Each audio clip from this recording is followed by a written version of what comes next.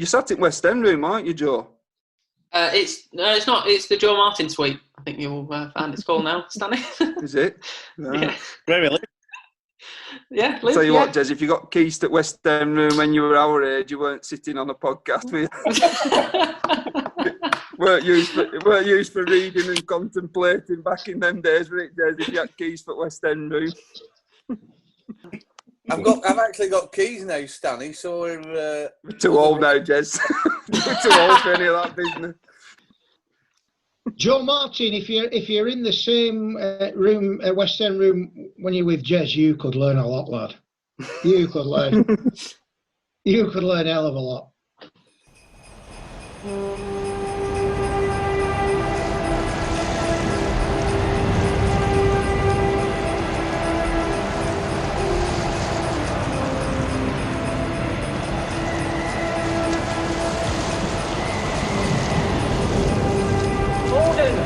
Gordon, send Moorhouse to save the house.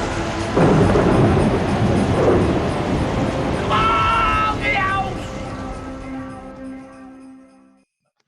Not cricket related, but tell these lads about when you smashed your telly in a couple of Christmases ago. Well, I've been.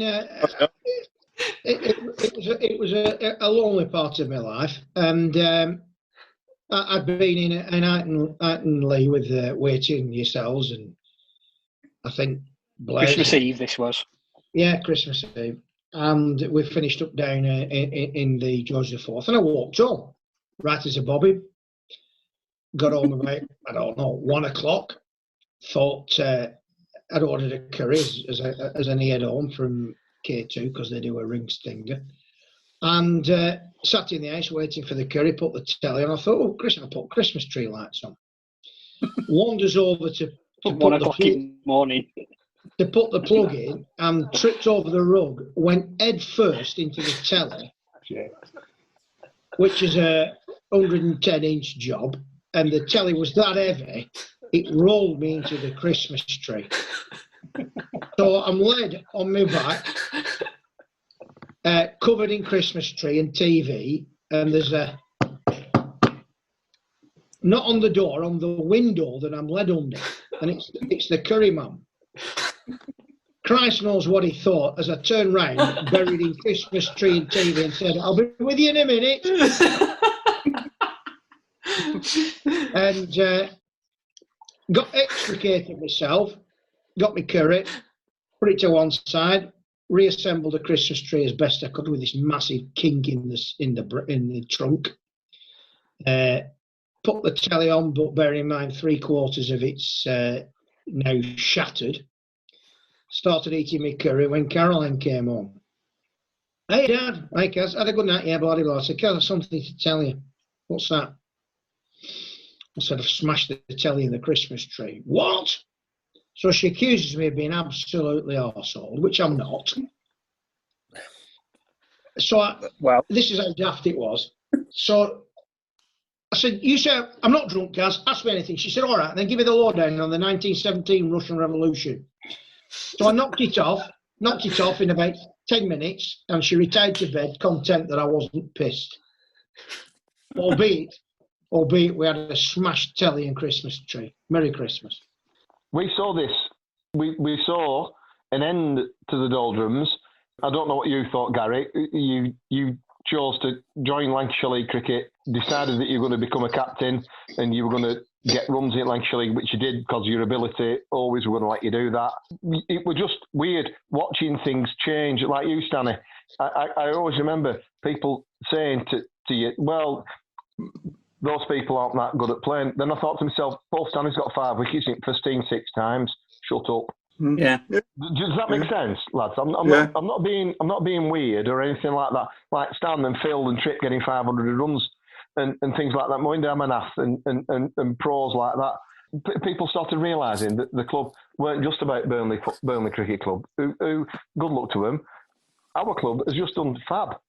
And it now sits where it sits because of the hard work, not of mine, but the hard work of other people. It's everyone. It's everyone. That have put the club in what a wonderful position where young people can do what your dad, Jeff Hope, wanted people to do. come to Lowerhouse, play every day. Stan Eaton said, you turn up at my cricket club, you're going to get a bat, a ball and a field, no matter how good, bad, rubbish, autistic, useless, can't play, do anything, you're going to get a go.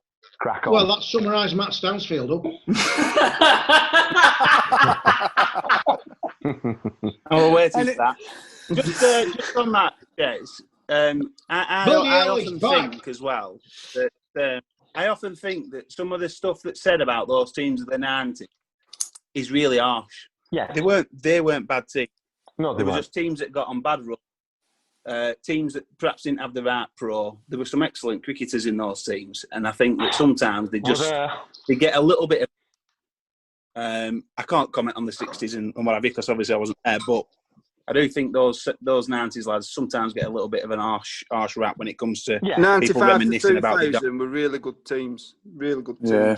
Well, just going, when Gary were talking, when Gary was talking, it sticks in my mind is we were very close. We were very close as a team, and when we started winning, and we must have been horrible to play against because we were that close and we were winning games as well, and it must have been horrible to play against at that point. I don't think we'd ever had that. But Rusty got it going a bit in seconds when I played. We used to win a lot more than we lost, but. When you're close knit and you're winning, you must be hard to play against. Must be horrible to play against. Actually, we just didn't. You look at the pros we had to play against, and we had great pros, but to compete against Alan Donald and Roger Harper and Joe Scuderi. These guys were getting $12,000 in 1995. Sleep and what were Cameron paid, Jez, when Cameron went pro? I've no idea. We just didn't get involved. Sean Flegler told us in his podcast he got £3,200. I could have paid him that. I didn't realise he was getting that little. You say about the pros with the money thing and what have you. We've had many discussions at committee meetings about pros. Everyone's after Darren Smith, aren't they? And there's not many of them about. There weren't many Roger Harpers. There weren't many Peter Sleeps, were there back then? Those players are sort of come along and they earn the top brass.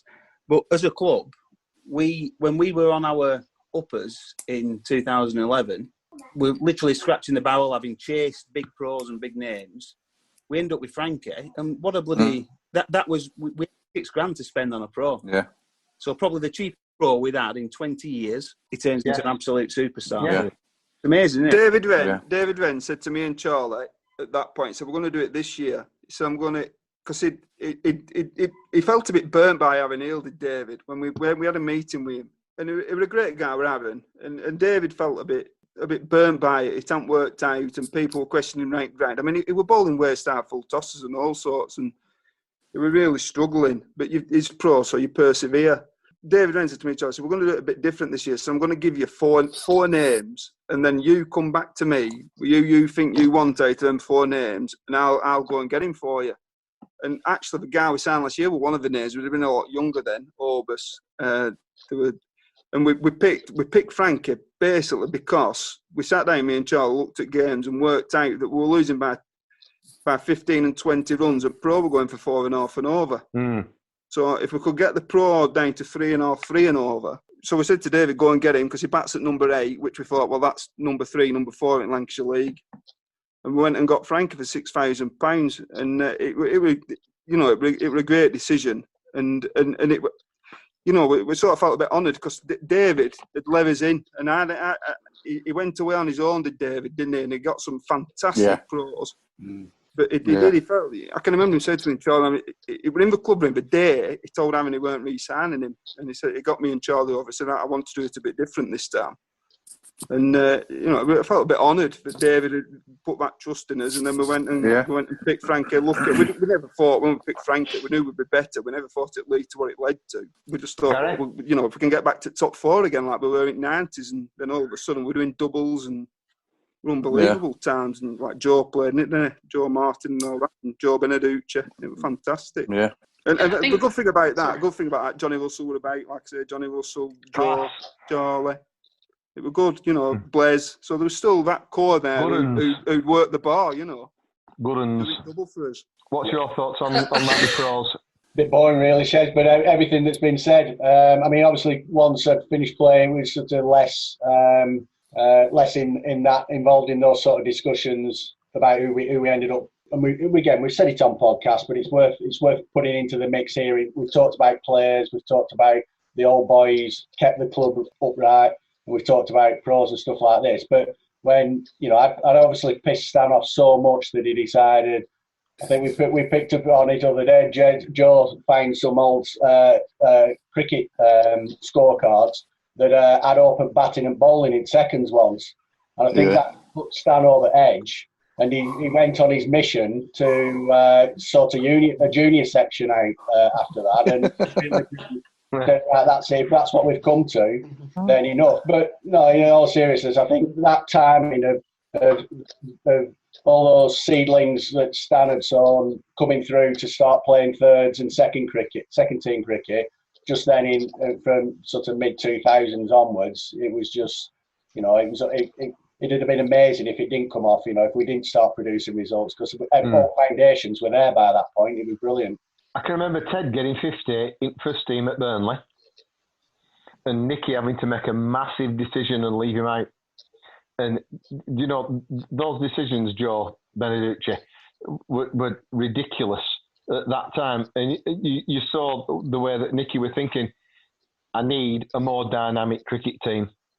We need to be more dynamic. We need to, and they were tough calls.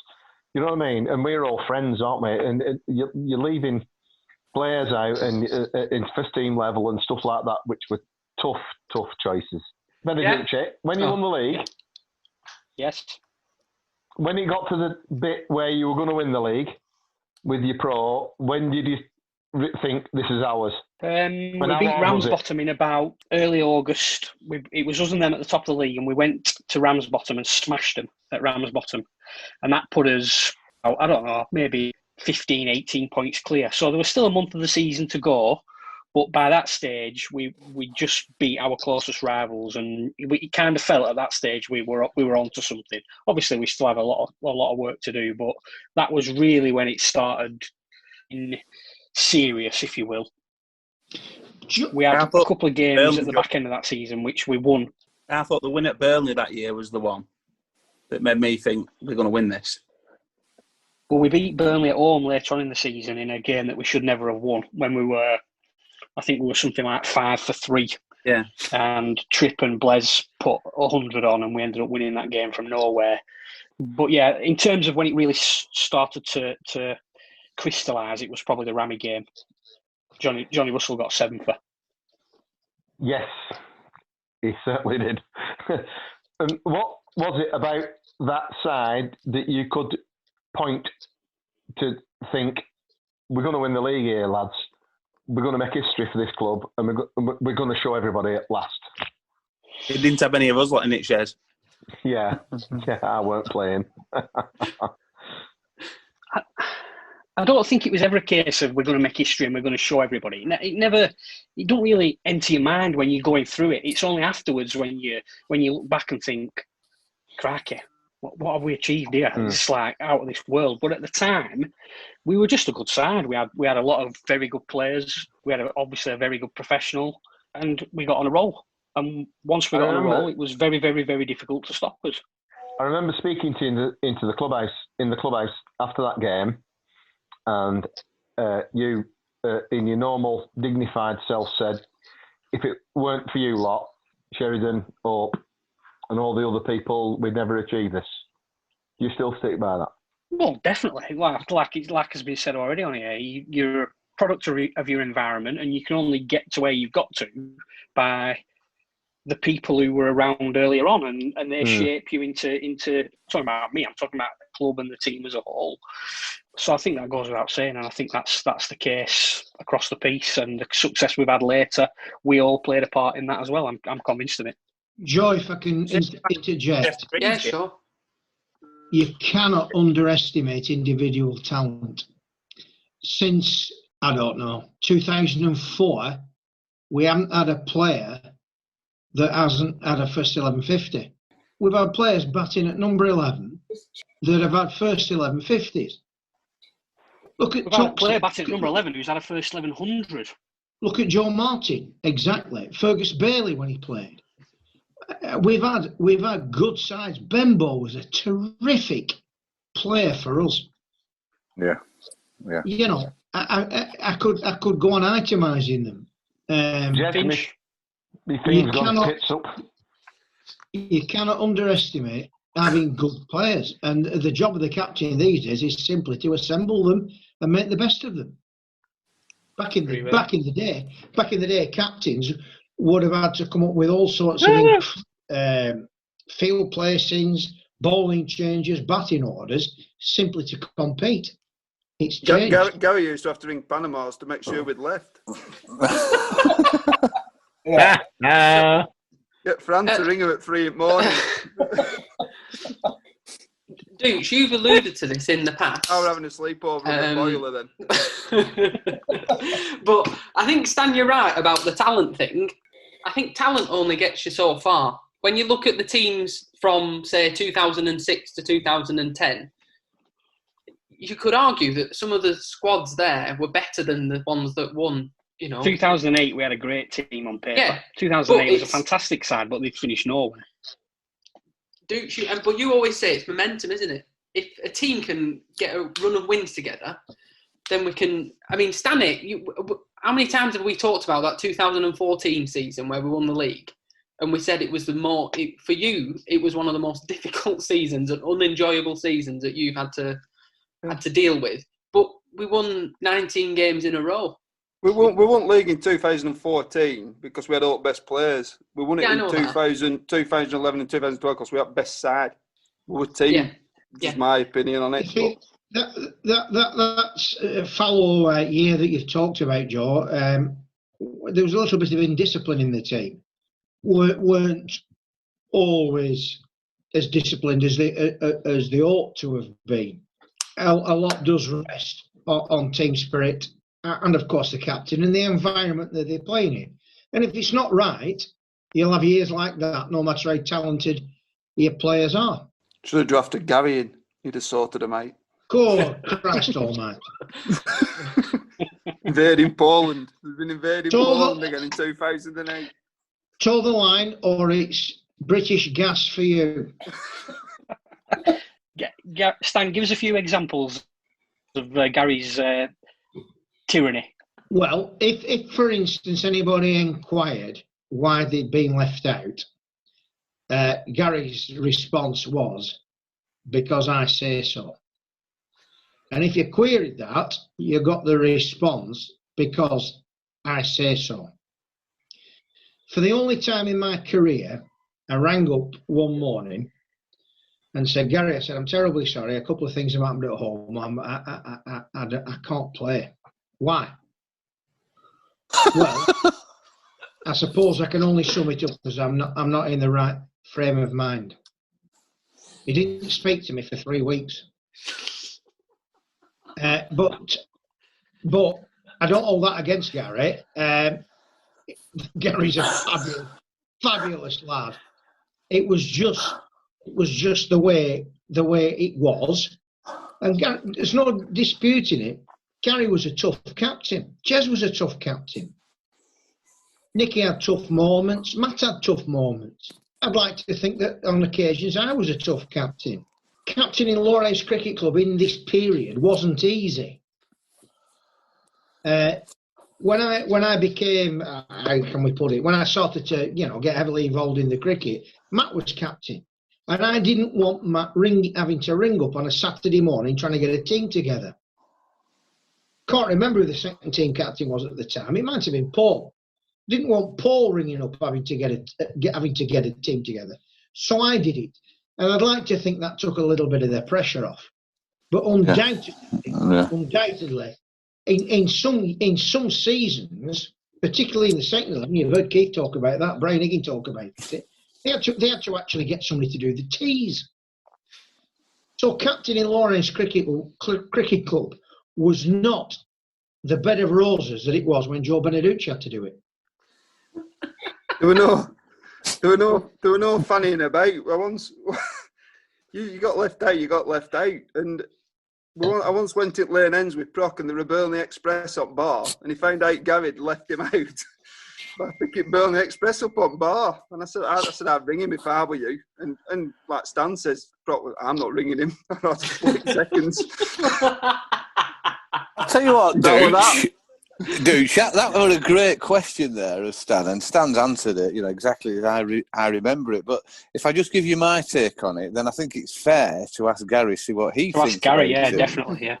So I'll give you my take on how it went from the, let's call it Lofty's era, and before that was even more difficult. Then it developed and it came through, and I'd like to think into my era, and we all overlapped in bits of this. And David Wren was instrumental in, I want this club to succeed on the field. He was a big friend of Ken Smalley's, was gently taking over from Ken, but he wanted us to succeed on the field. And he certainly, he made that clear. He had a few outbursted runners in the dressing room. He really was a tough, we're not here just to make the numbers up. So that started... I look back at it now, and he would just start chipping away at you, talking about the amateurs, or it wouldn't interfere with who should be in the side, but talking about the pro and should we do this, should we do that, and all the season he would get to you. And so I got a little bit from my football, got a bit tough with it. We need to do this a bit differently, and Gary's probably in the wings there. So then when Gary takes over, and I'll never forget Gary, he was real serious. I remember, he can comment on this in a minute. He was reading books about captaincy. He was, quoting these, good captains in the history of cricket. So then Gary, and I think it was the circumstances, came into to be the figurehead, and I'm not bullshitting, I'd be pecking his head, saying, you need to bollocks down. He's pissing about again. He's fucking about. Get him told. Renners would be at the other side of him. We need to get this sorted. Phil Astin's just not, he's playing for himself, or he's not contributing to this. So Gary was the figurehead who really carried all the bullets for the other people in and around. And Stan agreed with everything that was going on. I know he used to get a lot of grief, but Stan agreed with it in the long run. What do you think, Gary? What was it like then? Is that accurate? Yeah, I think there's elements of truth in all that. The first year we had going over the old podcast, but the first year we took, he was sort of taking over from you, were one thing, and then there was still a good mix of the Iggies, Phil Astins, etc. In that team. So and like Stan said a few times, we lost sort of 13, 14 on the bounce, so nothing were going particularly well. I think, but from then onwards, not wanting, because the thing I didn't want anything to do, because just not having that history of that a lot of you guys that have been down there 10, 15 years, was just coming in and being, everything getting fractured. So if it was somebody, if you were listening to you guys, you were listening to Dave Wren or whatever, and that one person being able to take the flak or be that point of hire for somebody, and that was fine. But I think it just all needed pulling together and not letting it down. Before, it wasn't a style that you'd sort of manufacture or say that's a great way of doing things. It was just what I thought we needed at the time. But yeah, getting pulled. Gary, I have a question. Gary used to have a laugh at work and be pissed off at cricket. Gary, go on, Matt Stanner. Those books you read about captaincy, did Stan feature in any of them? I do remember, Gary. That, Stan did a DVD, 101 Great Leg Buys. I do remember, Gary, that time after you'd read that book on captaincy and speech making, when we were playing Blackpool in a pre-season friendly, and you said we were going to fight them on the beaches. I do remember that. I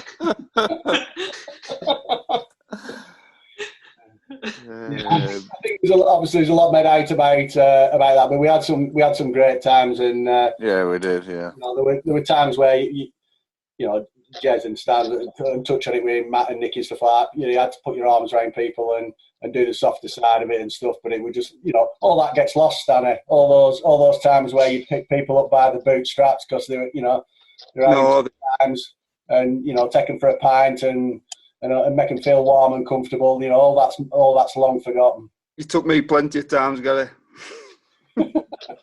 Can I just throw in at this juncture, without resorting to Sheridan-esque stay away from that, Stan. Sentimentality. Obviously, I'm the oldest here. So, looking at it from my 62 years of age, I'm looking at people currently. Matt Stanley and Paul Stanley, grandson of Jack. That's 50 years of linkage at Lowerhouse Cricket Club. Jez, Nicky, Matt, with Jeff, similar, Gary and Brian. This is what this club's about, and somehow, Joe Beneducci, you've got to fit into that. But you know, well, I was just going to say that. I was just going to say you were saying that that's what the club's about, but it's also that you can just come in as somebody who's got no prior links, and it doesn't hamper you in any way, shape, or form. I've captained the first team, and my dad never even played cricket. Yeah. Charlie came and joined the club as a 15-year-old. He's ended up captaining the first team. So you're right. It's great to have that lineage, but it's an open door. You can come in. Yeah, it's not essential. Well, Joe, you're absolutely right, and I think it's a credit to the club that happens. I think it's a credit to you chaps that you carry on with us without that history. You've even bloody moved down to Lowerhouse, and of course, house prices have dropped subsequently. But but the fact, and Joe, you know, you're the first captain to have won the Lancashire League for Lowerhouse Cricket Club. My God, I'd have a cock the size of the Eiffel Tower if somebody said that of me.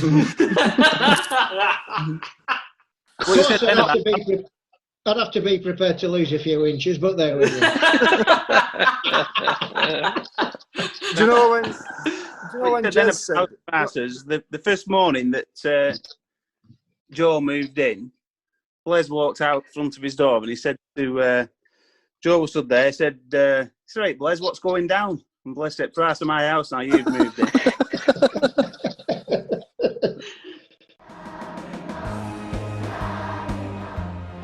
Thank you to our 3 sponsors for supporting our podcast. John Russell's Art Caterers and Milltown Pies, who offer fantastic catering services, Alexander Grace Law, who provide modern and client-led legal services, and SBE Furnishings, who offer high-quality furnishings and electrical items at fantastic prices. Do you know when Jez was saying about doing things more organised and getting things better and more professional, and David Wren wanted to do this and that? Can you remember? We used to have a selection meeting on Tuesday nights, pint team up on notice board, then locked door to club so you couldn't go and see teams. And they genuinely did that, didn't they? You pick teams and locked door, so no one. Yeah. You still didn't know till Friday until you picked paper up, and no one bothered. It was just the way, weren't it? Yeah. You know, you'd say that to a kid now. Well, I want to know what I'm doing on Saturday. You know, I need to know Monday what they're doing on Saturday. You know, you just put up with it, didn't you? Well, that's a sign of the changing times, Paul, because they had nothing else to do on a Saturday. You know, they were playing cricket unless told otherwise. But just going back to selection meetings, the season Steve G packed in and I took over, the first meeting, we picked the side, and somebody said, we've had a few complaints about how we put the team up. So somebody said, well, batting order. Well, how do we know that? Captain's going to pick the batting order. Well, let's put it in alphabetical order. And somebody said, well, we've got 8 people in the team beginning with H. So somebody said, well, why don't we go H-A, H-E? and it was as rudimentary as that. Yeah. You know, like years, but fabulous people, honestly. Yeah. Stan, so is it you took over in the middle of the season from Steve G? Yes. What were the circumstances of that? I think Steve felt very, very let down by the committee. He'd taken over from Peter Wade. All right. Who was a lovely, lovely guy. If there was ever a captain that you wanted to bring teams and players together, it was Peter. Yeah. Sadly, he was criticised for his playing contribution, which was a bit unfair. But as a human being, he was magnificent. Yeah. And of course, he came back to coach later on, and he's passed on since. If I remember it right, Steve took over from Peter. Steve packed in mid-season because I think he was exasperated by what he saw as a lack of support by the committee, and I was the vice captain. Right. I think it was only 20. Might have been 17, something stupid. I was really young. Might have been 21.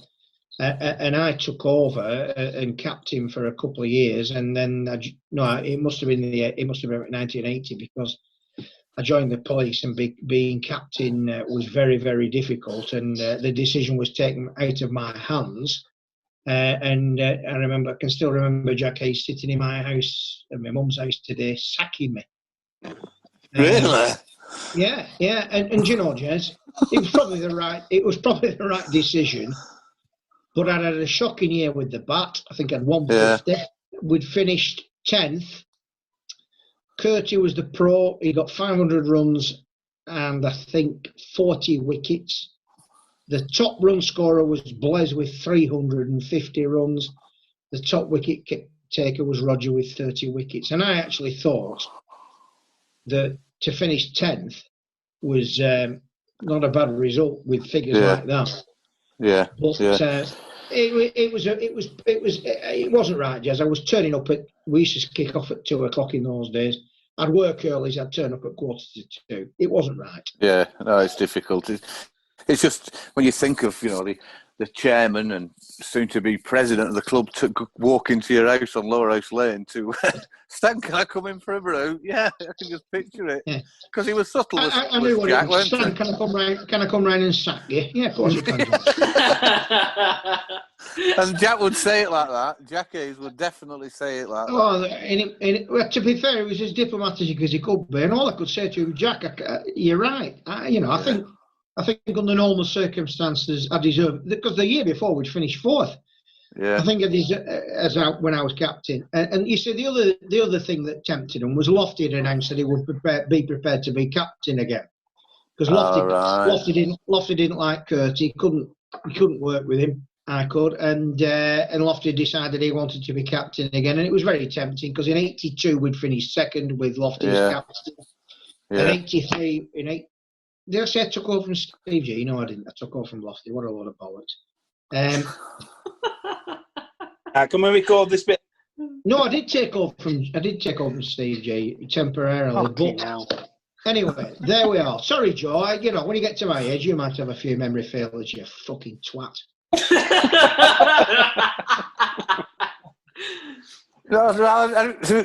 So Lofty takes over from then, I suppose. Yeah. Lofty took. We had an interview process, and I think Lofty took over, and then the following year we had another interview process, and I think Tripp took over. Right. Yeah, probably. I mean, that would have been Delroy's year, I think. Yeah, quite possibly. No, Delroy was 1990. That might have been a bit soon. I don't know. But it is difficult.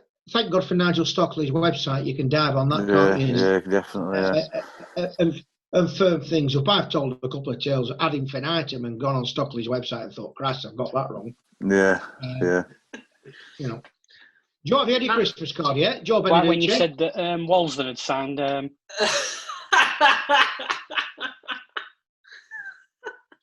Well, early morning, bleary-eyed, no glasses on. I went on Facebook and I could see that a former professional cricketer had signed for Walsden, and put this on the committee WhatsApp, and it was discussed, and then Ben Heap about an hour later spotted that he'd actually signed for Walkden.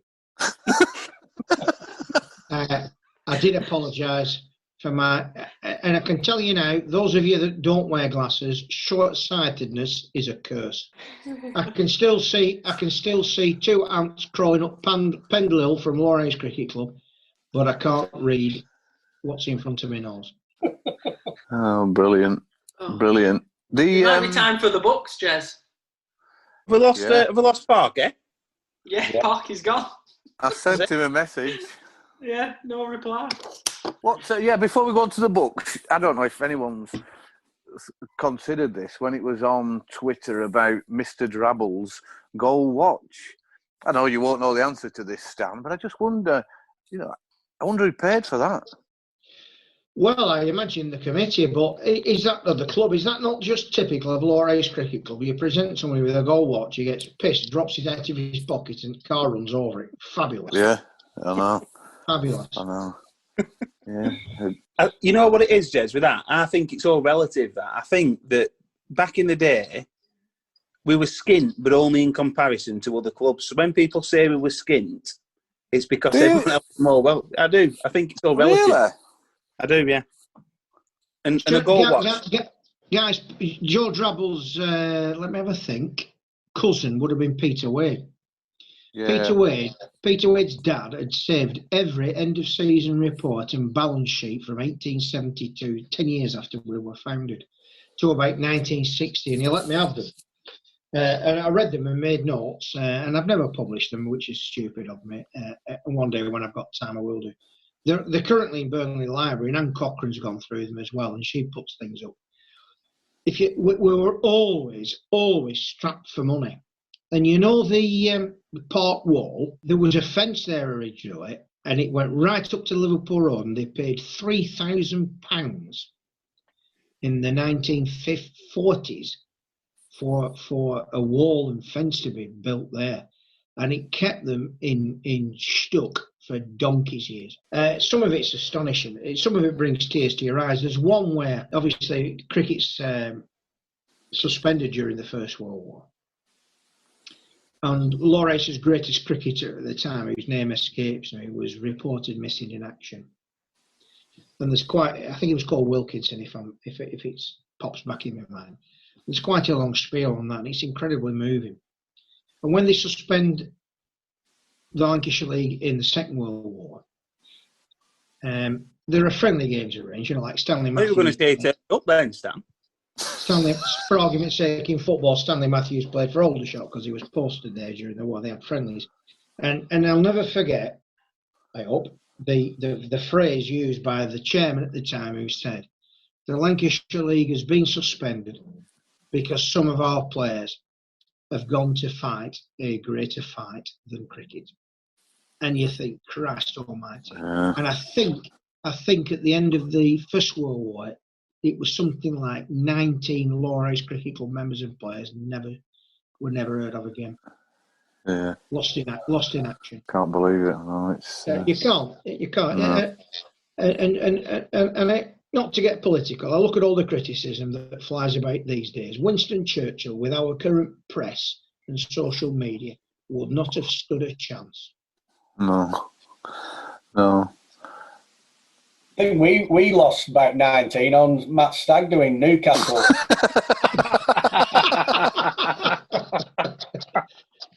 Never to be seen of again. Yeah. That was a trip. We've got the brilliant thing about that is someone actually, and it's not anyone who's directly related to the cricket club, but someone actually came home with a child from that trip, didn't they? And a wife. The wife. It's fantastic. Well, they can't. Matt Stagg do were in Spain, so whose do was it? It might have been his 30th or something like that. Yeah. It was my 40th. Yes, it was. It was your 40th. We went to when Stan drove bus. Yeah, we went horse racing, and it was called off. Listen, Joe, I don't know if we've told this before. No. So it was a long time ago, obviously my 40th, and we were all arranged, all excited. I think we were going for 2 nights, and we'd arrange a minibus. Stan was really quite instrumental with Nicky, I think, in sorting different surprises out and everything. And the idea was we were going to meet at Ganna Roundabout at what were the pub called up there, which is knocked down now? Derby. Yeah, we're going to meet at the Derby, leave some cars there, and go over in this minibus that we'd arranged. So we all turn up. Stan, bless him, turns up dressed as like a driver, proper driver. He's got his flat hat on. He's got his driving jacket on, and we get and say it's a 14-seater. There's 15 of us, so we decide that someone needs to go. Just take one of the cars with all the bags in to save room in there. So your Uncle Shez drove up on his own. Who paid his petrol? I can't. Well, he might have been someone else's car, but no one would get in with him. And we got up, and the horse racing was called off because of ice, because of frost. And it went downhill from there. 3 days of absolute. It went downhill a lot earlier than that. You had Stella and champagne on bus on Wales. Yeah, on bus on Wales. Yeah. How many nights on top did your room get emptied by Gav? I think it was, or somebody. Yeah, me, Gav. I actually drove up in an American police lieutenant's cap, as well as my blazer. Stan, do you want to tell some stories from your books? Very quickly, because I've read these so many times, sometimes you can't tell the funny from the unfunny. But here we are. If I need to tell the original tale for this, I will do. Versus East Lancs, Jez Hope, celebrating the 2nd anniversary of having driven Norman Dale out of town. And Jez was injured at this point. He took on the role of first 11 scorer. Who can forget that immortal moment and phrase when Jez said to Norman, after Norman Dale had said to him, if you can do fucking better, you do it. Jez said, Norman, this town ain't big enough for the both of us. And we never saw Norman the scorer again. Stan, can you remember what was my injury? Was it your nose? Was that a separate one? I did my neck, broken neck. Broken neck. Playing football. Neck, yeah. Soft bastard. In fact, it's a game with a broken neck, you soft bastard. Finished game of football. Talking about your nose. Remember this one? We had a place photo taken. I think I've still got it. Again, Jez Hope. Players attending the meeting were very complimentary. The photographs now adorning the walls of the club's Excelsior room. The only blemish, however, was the photograph of Jez Hope, where he had long hair and a nose so misshapen that someone thought that he had strapped Brian Holmes Hampton to his face. Bloody hell, Jez, you're never right. Jez Hope. Jez has a real do at Brian Holmes. Holmesy accuses the bowlers of losing the game against Cole. And Jez goes absolutely bloody mad, throws Holmesy's kit all over the dressing room floor when he goes to the toilet. When they go out to bat, Jez runs Brian Holmes out. The game deteriorates and it looks like we're going to be fighting with Cole. So bearing in mind, Jez and Holmes, you've had this massive fucking blow up. At the end of the game, when we thought we were going to be fighting, Jez soon changed his tune and said to Brian, please can I go to the bar with you? Because he was a hard lad. Yeah, he was, yeah. Great predictions, Jez Hope. After Brian Terry had blocked 3 balls with the score at 76 for 6, Jez turned to me and said, I hope we haven't got this for the next 23 overs. The next ball, Brian Terry trip out of the ground for 6. Iggy, this is the first game of the season. Get talking about football, and Iggy says that he hadn't kicked a ball for 16 years. To which Jez commented, that's not true, Iggy. You kicked loads when you kept wicket to Curtie Azab.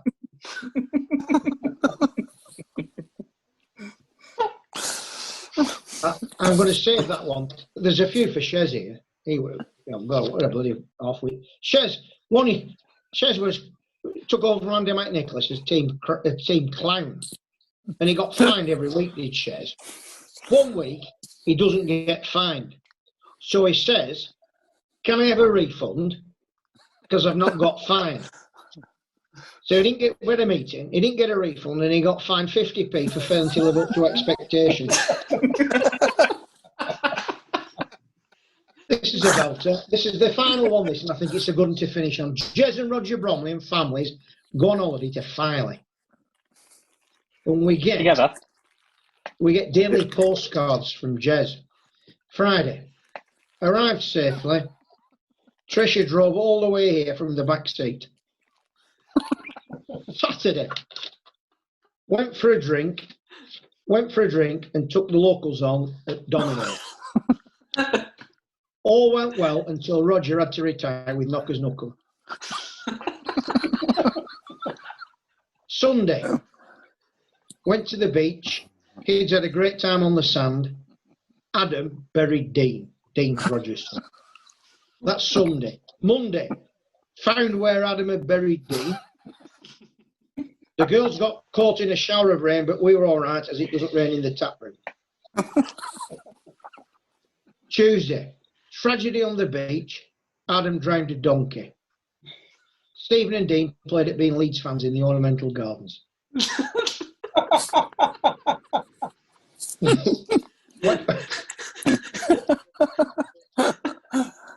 Wednesday, beach cricket. Me and Roger versus the wives and kids.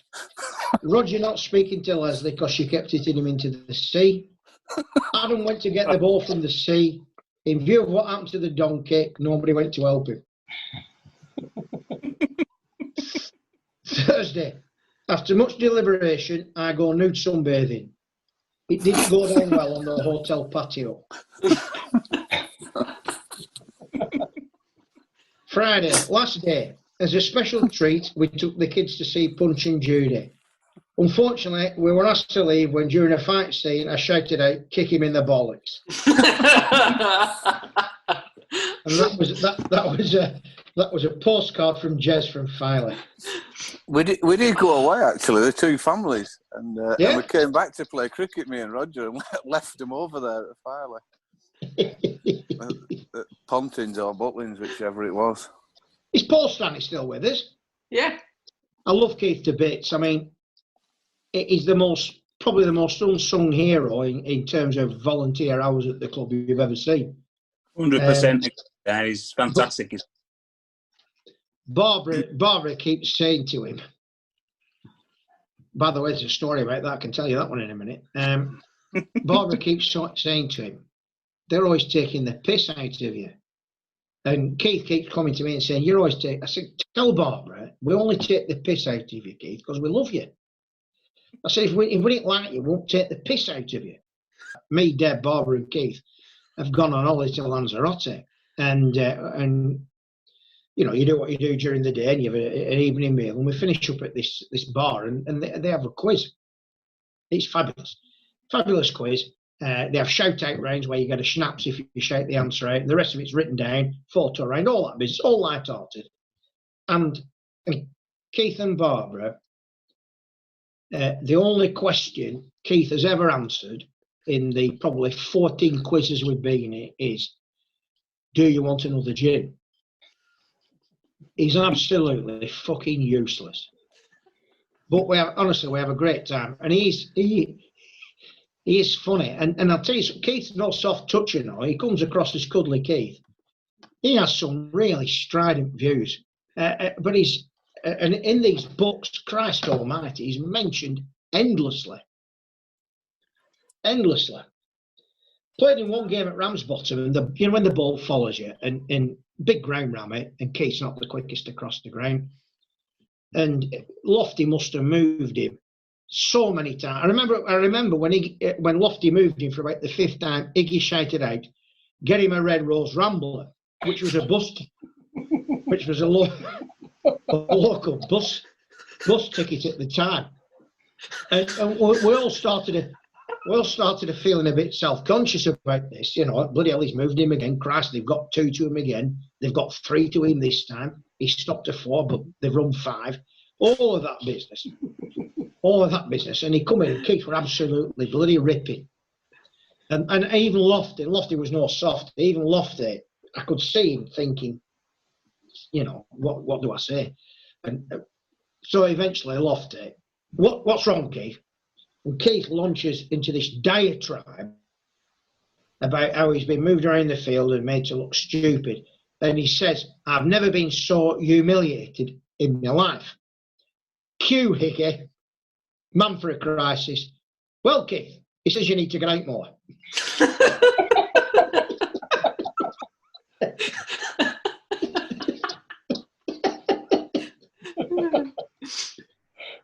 Oh, dear. It weren't soft. Going on back onto Rusty, it weren't soft one, but Rusty used to tear into me when I was younger. All of us, like me, Simon, Ryan, Brock, Matt, used to proper tear into us. So some real fallout for him. Do you remember when he got banned for abusing the umpire? Yeah, our bowler. Iggy told that story. Yeah, our bowler. It's hard to believe, isn't it? Yeah, like being savaged by a dead sheep. It's hard to believe, isn't it? Yeah. I bowled it with Peter Thompson because Ushers had fallen out at Bacup for having to play in seconds. Iggy's right. I bowled at him and it weren't a great delivery, but he like went to guard it into third man and just proper lobbed it up to Iggy, like proper lob.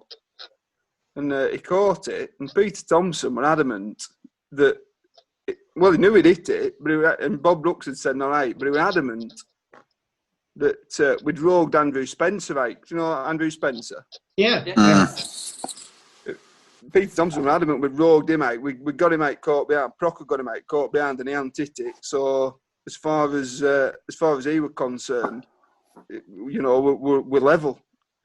But I don't know if it was. I think Scotty were playing it, either Shez or Scotty. And Andrew Spencer was only a young kid at the time, and Scotty said something like, "Well, you fuck off and send him back." You know, Peter Thompson.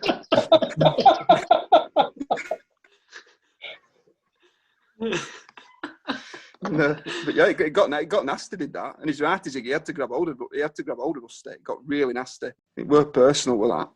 I mean, Rusty, another one with Rusty, we had played at Rishton. And he had a thing with Rusty, I don't know if Gary can remember it, but when Gary first come to the club, really, and if someone new turned up, Rusty would like fuck one at regulars off and put one at new one at open batting or open bowling, and you've been bowling for Rusty for 3 years. But he'd just fuck you off. And we didn't have nets or anything. So someone would turn up and he'd bowl.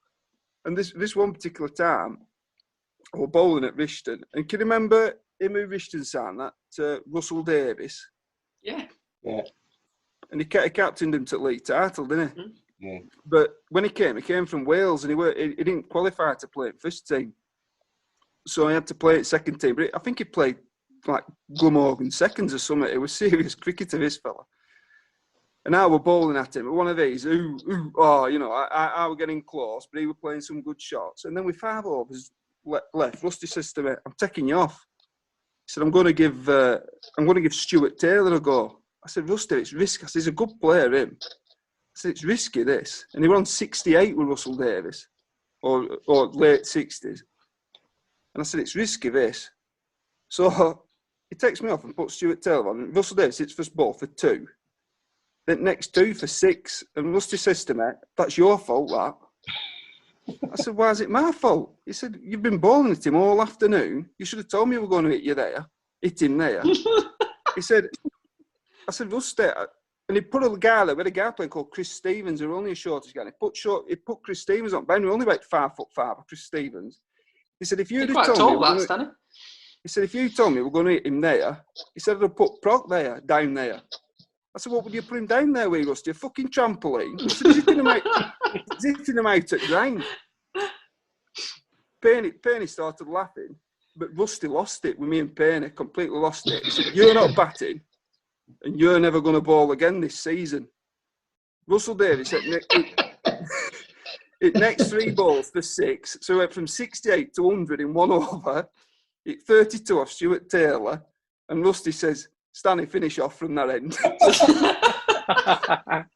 So we're banned from bowling for the season for 3 balls, and we're chasing about 240. He said, "Penny, you better open." He'd just lose it. He'd go bright red and lose it, and then be all right in like 20 seconds. You said then, Paul, about oohing and ahhing. It reminds me one of Grandad's great sayings that we'd be sat in car at an away ground and someone would be beating bat and what have you, and they'd be ooh ah, and Grandad always used to turn around and say, "Well, Matthew, there's a lot of oohing and a lot of ahhing, but not very many bloody wickets falling out there."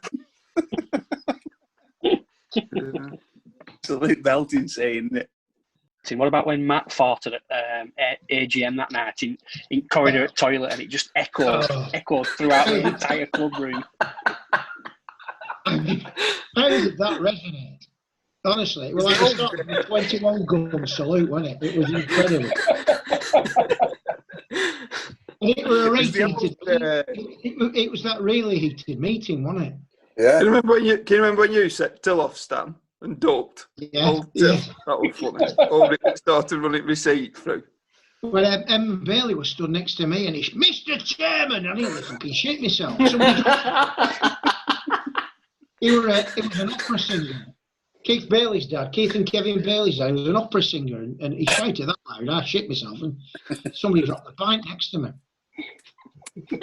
What a meeting that was. That was the Corriordan meeting, that wasn't it? Yeah.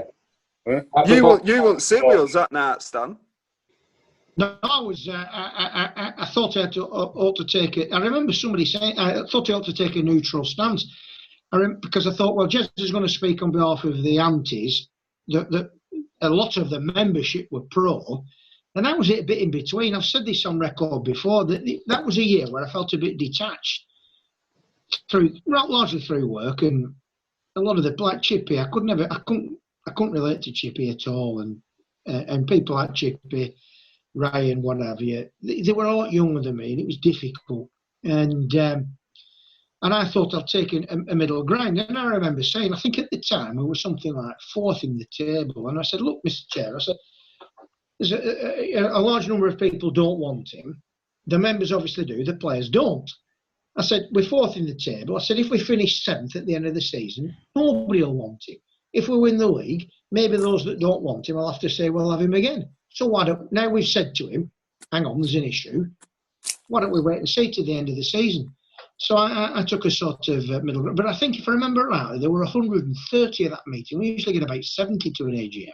130, there were people there that I recognised off the members list. Never seen them. I mentioned then Craig Parkinson. He was head teacher at Ivy Bank eventually. But when me and Gav had been about 18, we're going now on Friday night, and Gav says, need some cash. We take me to the cash machine. And back then, the only cash machines were in town centre. So I drives into town centre. You know where Palazzo is now? And there was an NatWest cash machine there, weren't there? Gav gets out, and there's a fella stood there. And Gav thinks it's Craig Parkinson, head teacher at Ivy Bank. So he says, all right, sir. So this fella turns around and says, yeah, all right. Gav says to him, hey, what's with shit tash? The fella says, sorry. He said, what's with shit tash? and he says, I'm sorry, what you say? Gav says, well, you never had that tash when we were at school? The fella says, I think you're talking about my twin brother, Craig.